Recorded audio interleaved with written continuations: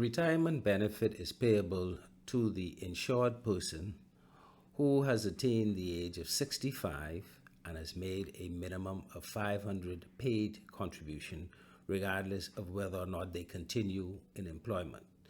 Whereas retirement benefit can be paid to a person from an age as early as 60, subject to them having retired from gainful employment, or if they are still employed, they must be earning less than 50% of the insurable wage ceilings. So to date, the insurable wage ceiling is 810, so one may remain in employment or self-employment so long as they're earning less than $405 per week.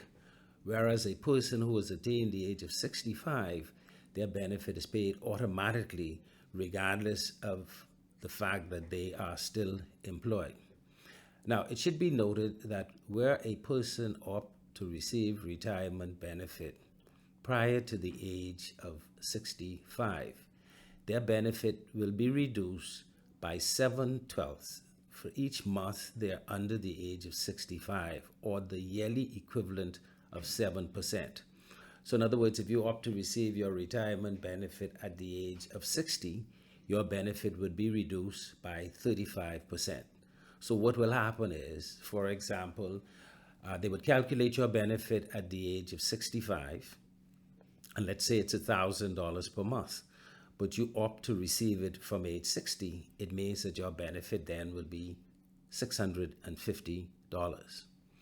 Conversely, if one wants to delay their retirement benefit at the age of 65, their benefit will be increased by 7/12 or 7% for each year over the age of 65, but not to exceed 35%, which is payable at the age of 70.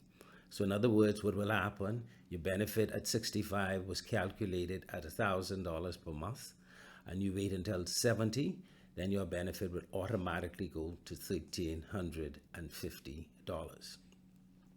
Now, during the period that you're still employed and receiving retirement benefit, your employer is not obligated to pay or to make any deduction from your salary. Your employer would continue to pay 2% that would provide coverage in the event you suffer an industrial accident. That is also applicable to a person under the age of 65. Your employer would pay 2% provided you're earning less than $405 per week, which is the 50% of the insurable wage ceiling to date.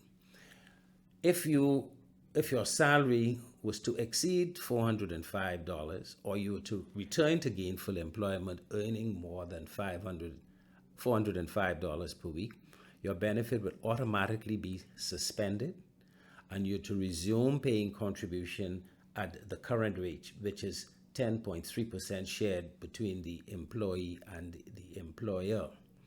And then on attaining the age of 65, you can now apply for the benefit because salary is not a consideration. However, the only thing that will happen is that the board will take into consideration the additional contributions you would have made since returning to employment, recalculate your benefit, and once again, at the age of 65, adjusted by whatever percentage it was adjusted as a result of your taking early retirement. So if you're taking it at age 60, it means that your benefit at 65 would still be adjusted by the 35%. The way the benefit is calculated